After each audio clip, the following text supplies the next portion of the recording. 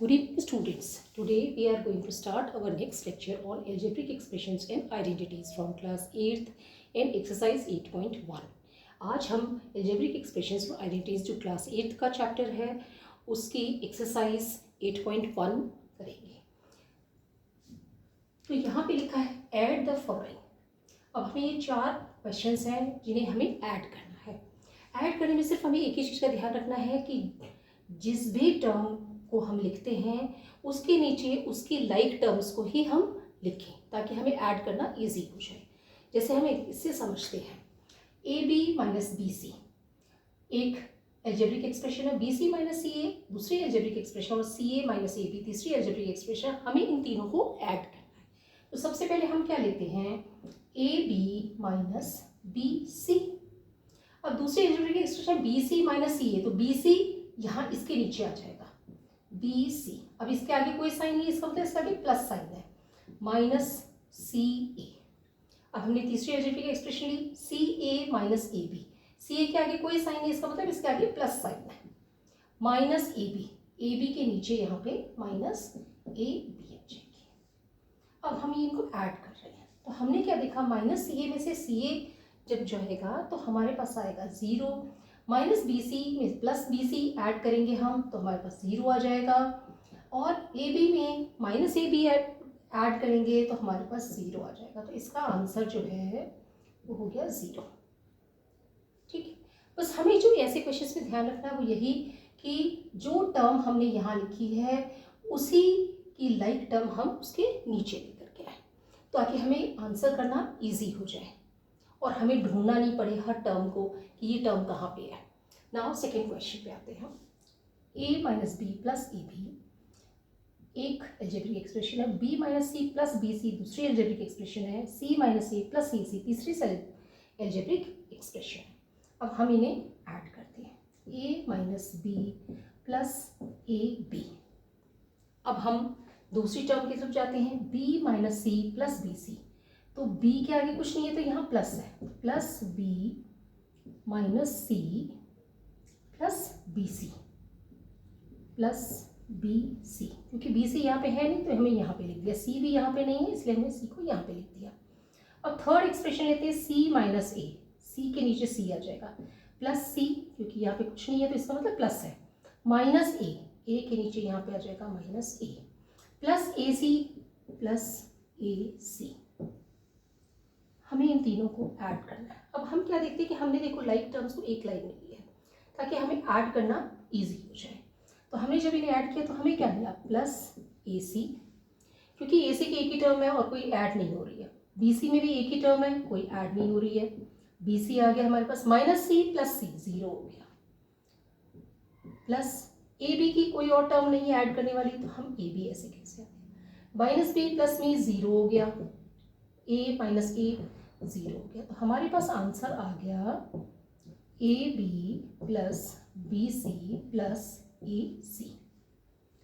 सो बस यही ध्यान रखना है कि जो टर्म्स हैं उनको लाइक टर्म्स को एक जगह हम ले लें और फिर हम उन्हें ऐड कर दें. इससे ज़्यादा इजी तरीका और कोई इसमें नहीं है.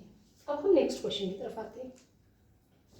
2p square Q square minus 3p Q plus 4 ये एक टर्म है. एक एक्सप्रेशन है 5 plus 7p Q minus 3p square Q square. ये दूसरी अलजेब्रिक एक्सप्रेशन है. तो इस अलजेब्रिक एक्सप्रेशन को मैं ऐसे लिख रही हूँ 2p square Q square minus 3p Q plus 4. पहली अलजेब्रिक एक्सप्रेशन मैंने लिख दी. अब दूसरी एक्सप्रेशन में देखती हूँ तो 5 plus 7p Q. 5 single number है तो इसके नीचे आ जाएगा प्लस 5 क्योंकि इसके आगे कोई नंबर नहीं है इसलिए इसके आगे प्लस है. अब हमारे पास है 7p Q. 7p Q p Q के नीचे लिख देंगे हम. अब minus 3p square Q square ये p स्क्वायर क्यू स्क्वायर है इसके नीचे हम minus 3p square Q square लिख देंगे. अब हम इन्हें ऐड कर देंगे. अब सिंपल सा तरीका है ऐड करने का. ये प्लस 4 है ये प्लस 5 है. तो हमने क्या देखा है प्लस और प्लस की फिगर है तो आंसर हमारा प्लस में आएगा. तो हमारे पास आ गया 9. ये हमने देखा कि माइनस की फिगर है ये प्लस की फिगर है. जहाँ प्लस की फिगर और माइनस की फिगर होती है वहाँ पे प्लस में आंसर तब आता है जब प्लस वाली फिगर माइनस वाली फिगर से बड़ी होती है, और प्लस वाली फिगर और माइनस वाली फिगर में माइनस तब आता है जब माइनस वाली फिगर प्लस वाली फिगर से बड़ी होती है। तो अब हमने यहाँ पे क्या देखा, +7 है -3 है, हमें क्लियरली दिख रहा है कि +7 है वो 3 से बड़ा है, यानी कि प्लस वाली फिगर बड़ी है, तो हम प्लस लिख देंगे। देखो प्लस और माइनस है, ये कंडीशंस फुलफिल हो रही है, प्लस वाली फिगर है, प्लस वाली फिगर बड़ी है माइनस वाली फिगर से, तो प्लस में आंसर आएगा हमारा।